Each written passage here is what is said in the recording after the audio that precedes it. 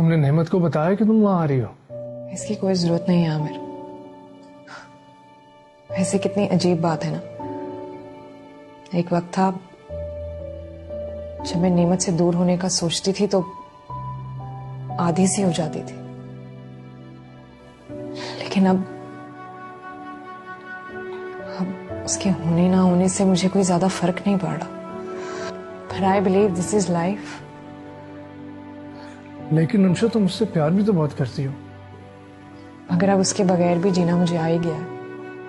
होता है, जिंदगी में हर तरह के हालात आपके सामने आते हैं, हर तरह के लोग आते हैं। उनमें से कुछ पर आप इतना डिपेंड करने लगते हो कि ऐसा लगता है अब उनके बगैर जिंदगी नहीं गुजर सकती। मगर जब वो नहीं रहते तो एहसास होता है जिंदगी तो बस चलती जा रही है और चलती जाएगी। इसको हर हाल में जीना आना चाहिए। मैं जानती हूँ आमिर वहां मेरे साथ जाकर क्या सलूक होगा, और ये भी जानती हूँ कि नेमत का क्या जवाब होगा। मगर फिर भी मामा के कहने पर मैं आखिरी दफा कोशिश कर रही हूँ। लेकिन इसके बाद मैं आप सबसे ये एक्सपेक्ट करती हूँ कि मुझसे कोई भी किसी किस्म की एक्सपेक्टेशन नहीं रखेगा। लेकिन रमशा, जिंदगी के सफर में किसी के सहारे की जरूरत तो पड़ती है। तो मेरे पास सहारा है ना, तुम सब हो मुझे संभालने के लिए, और मैं बहुत ज्यादा खुश हूं कि तुम मेरी जिंदगी में हो, मेरा दोस्त, मेरा कजिन। जब तुम हो, मामा है, खाला है, तो मुझे किसी और की क्या जरूरत है। और सच्ची बात तो यह है आमिर कि अगर तुम ना होते तो मैं शायद बहुत ही अकेली पड़ जाती। ये तो मेरा फर्ज है। Thank you Aamir. तुम ऐसी मुस्कुराती रहा करो, अच्छी लगती हो। मैंने तुम्हें कहा था ना कि सब्र से काम लो, नतीजा तुम्हारे सामने है। ये तो सिर्फ झलकी थी, और गारंटी है मेरी कि फैसल तुम्हारे पास जरूर आएगा। हाँ हाँ, नेमत बिल्कुल बदल गया है, बिल्कुल पहले जैसा हो गया जैसे रिमशा आने से पहले हुआ करता था। अब तो बस नेमत है और मैं हूँ।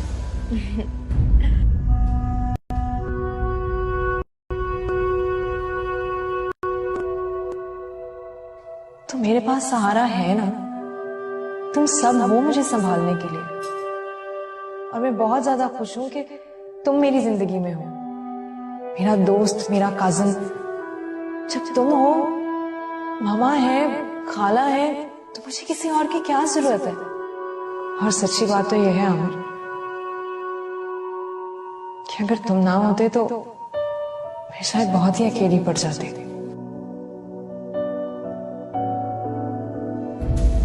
अरे अरे, कर लूंगी शादी। पर वैसे भी रिमशा की तरफ से तो मुझे कोई खौफ है नहीं। तुम्हें पता है कि नेमत रिमशा के नाम से भी चिढ़ खाता है, नफरत करता है उसके नाम से भी। ऑफ कोर्स माय डार्लिंग, मैं बहुत खुश हूँ आज। चलो ना, अब कई बार मिलते हैं। ठीक है, तुम भी आ जाओ। ओके, मैं पहुंच रही हूँ। Okay bye. वो मैं नेमत को बाहर वॉक पर लेके जा रही हूँ, तुम उसका रूम तो जरा साफ कर देना। ठीक है बीबी जी। पहले मैं बीजान को बता दूं कि बाहर रिमशा भी आई है। क्या? रिमशा आई है? जी। कहाँ है वो? जी वो बाहर हैं। उन्होंने कहा है कि पहले बीजान को बताओ, फिर ही मैं अंदर आऊंगी। उससे जाकर कहो कि दफा हो जाए यहाँ से। वो आई ही क्यों है यहाँ पर? क्या लेने आई है? पता नहीं बीबी जी, वो बाहर दरवाजे पर खड़ी हुई है। खड़ी रहने दो, खुद ही चली जाएगी वो यहाँ से। और तुम जाओ यहाँ से। जी। अब अच्छा रुको। जी बीजी। तुम एक काम करो कि तुम रूम में जाओ, साफ सफाई करो, मैं बीजान को बता देती। जी। ये रिमशा यहाँ क्या लेने आ गई है?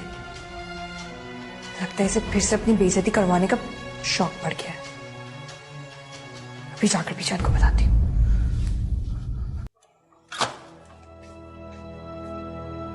यहाँ क्या लेने आई हो तुम? अस्सलाम वालेकुम बीजान। हम पूछ रहे हैं यहाँ क्या लेने आई हो? बीजान मैं नेमत से मिलने आई हूँ, अगर आप इजाजत दे तो। तुम्हारा हमारे बेटे से कोई ताल्लुक नहीं। हम तुम्हें कह रहे हैं यहाँ से चली जाओ और दोबारा मत आना। प्लीज बीजान, मेरा नेमत से मिलना बहुत ज्यादा जरूरी है। मैं आपकी इजाजत के बगैर भी नेमत से मिल सकती थी, लेकिन मैंने ऐसा नहीं किया। हम तुम्हें मना कर चुके हैं। हम तुम्हारी शक्ल नहीं देखना चाहते। चली जाओ यहाँ से। बीजान आखिर मेरा कसूर क्या है? कसूर? कोई एक कसूर हो तो बताओ।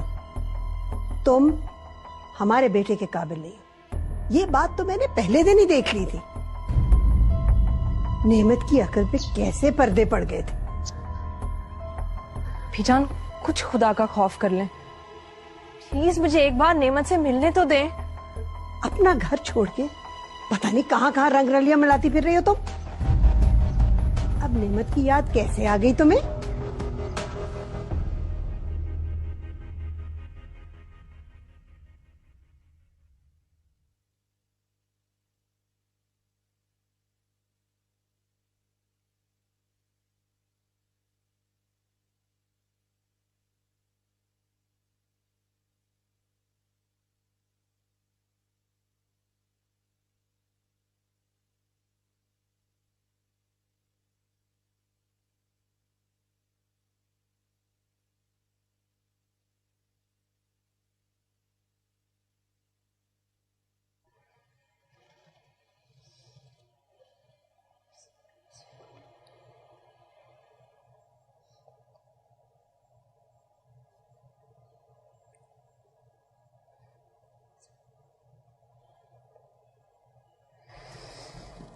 या अल्लाह, मेरी बच्ची को अपने हिफ्ज़ और अमान में रखना।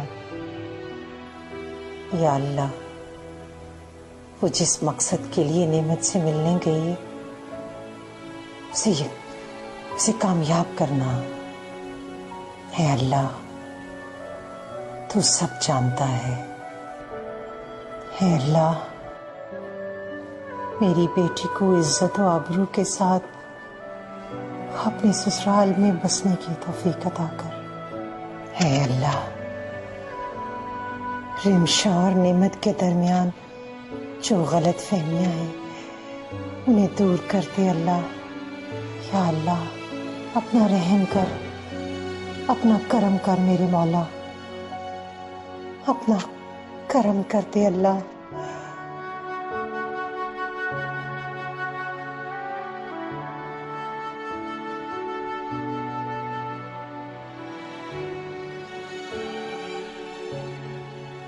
अल्लाह, अल्हम्दुलिल्लाह रब्बिल।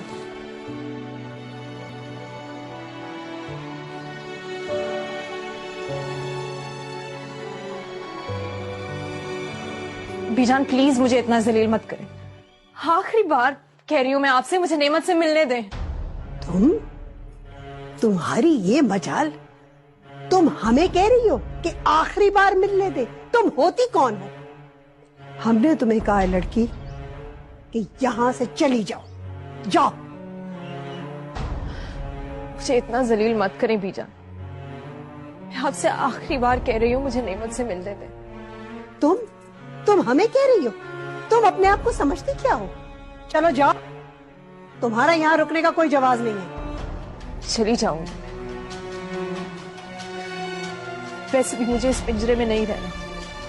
बहुत दम घुटता है मेरा यहाँ पर। बीजान, आज तक मेरी जुबान कभी आपके सामने नहीं खुली।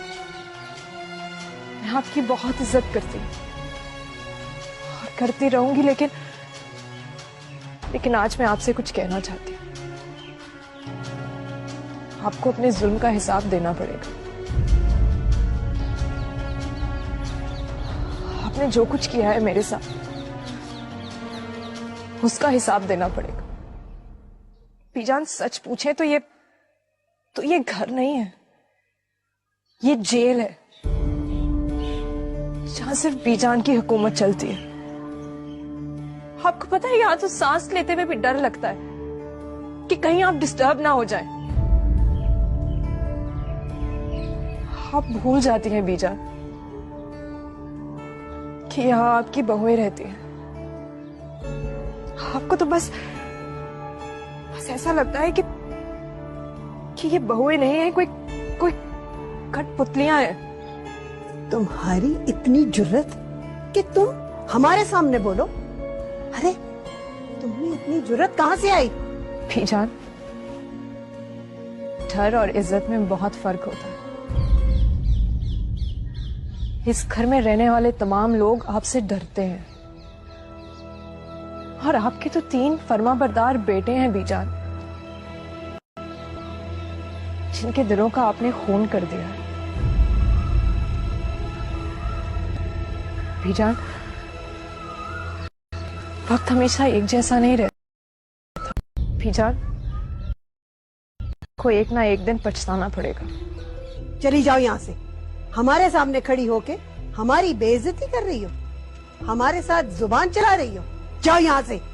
माफ कीजिएगा बीजान, अगर आप कोई बात बुरी लगी हो ना बीजान, तो उसके लिए मुझे माफ कीजिएगा।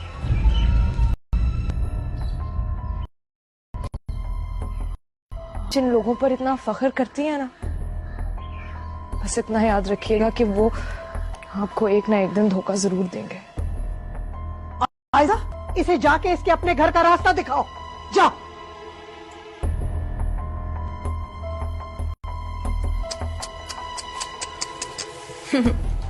बहुत जुल्म हो रहा है ना तुम्हारे साथ, लेकिन तुम इसी लायक हो।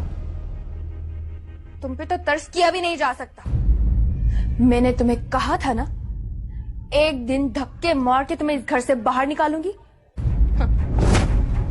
अब तुम जाती हो कि तुम्हें धक्के मार के इस घर से बाहर निकाली जाए। ये मेरा घर है।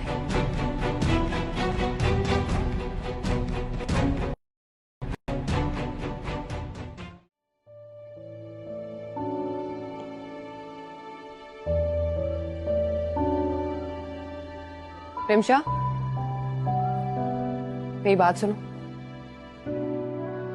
ऐसे ही चली जाओगी नेमत से मिले बगैर? पापा, अब शायद कभी मिलना ना। आओ मेरे साथ। कहाँ? नेमत से मिले। नहीं आपा, भीजा नहीं चाहती कि मेरा मनहूस साया इस घर पे या उनके बेटे पे पड़े। वो शौहर है तुम्हारा, और तुम्हें उससे मिलने से कोई नहीं रोक सकता। मैं खुद बात करती हूँ बीजान से। नहीं आपा, मैं नहीं चाहती कि मेरी वजह से आपको भी बातें सुननी पड़े। प्लीज मुझे जाने दें। वैसे भी मैं यहाँ मामा के कहने पे आई थी, नेमत को बताने कि मैं प्रेग्नेंट हूँ। इसका मतलब है तुम सच कह रही हो? ये तो सच में बहुत बड़ी खुशखबरी है, और तुम्हें ये बात नेमत से ज्यादा देर नहीं छुपानी चाहिए। चलो मेरे साथ। नहीं आता, मैं हम घर जा रही हूँ। अगर नेमत का कभी फोन आ गया तो मैं उसे बता दूंगी, लेकिन अब मैं इस घर में वापस नहीं जाऊंगी। मुझे माफ कर दीजिएगा। खुदा हाफिज।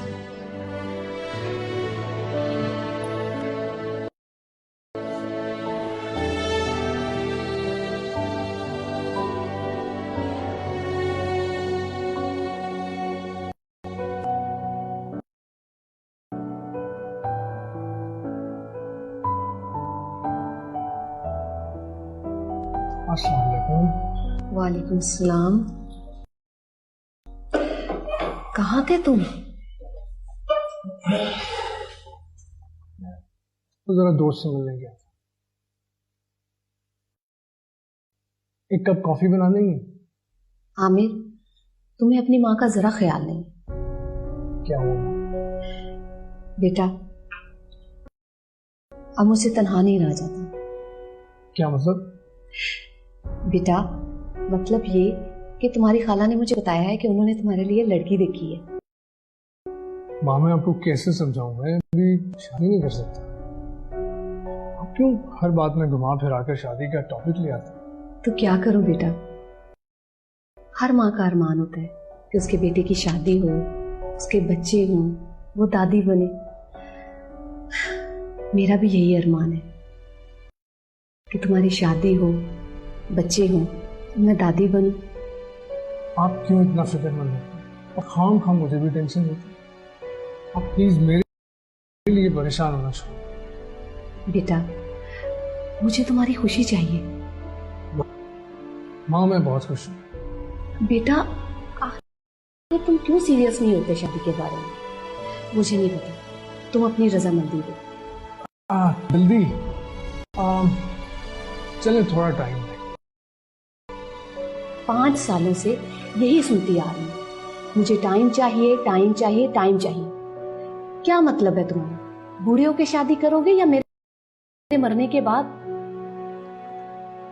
अल्लाह ना करे आपको कुछ हो, ऐसी बात नहीं है।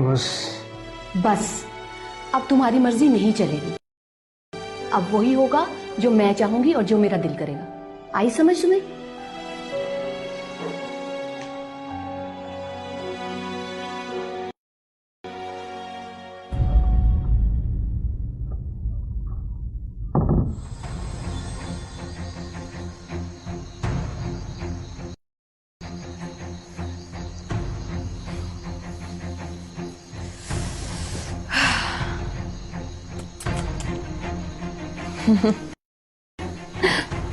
बेचारी रिमशा,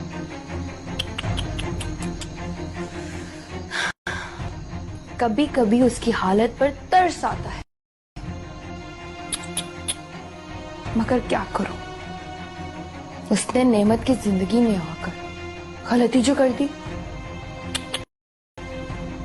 मगर गलती की सजा देना तो बनता है ना।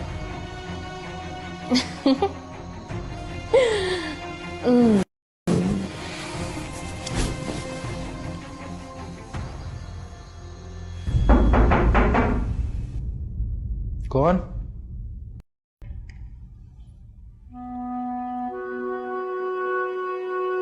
आप ही आप? आइए आइए। मैं तुमसे बहुत जरूरी बात करने आई हूँ। जी आप ही आए, बैठे।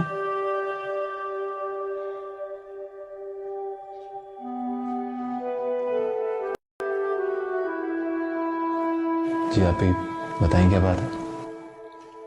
रिमशा आई थी।